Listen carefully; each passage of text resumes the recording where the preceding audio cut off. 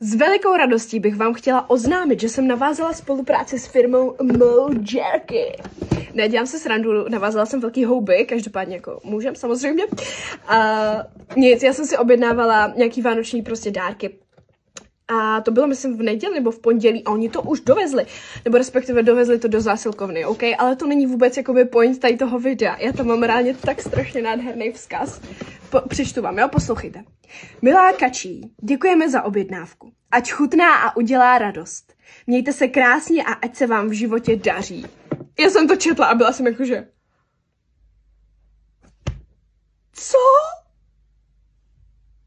Děkuji tak strašně moc, je tak nádherný. Mně je prostě celý den úplně špatně.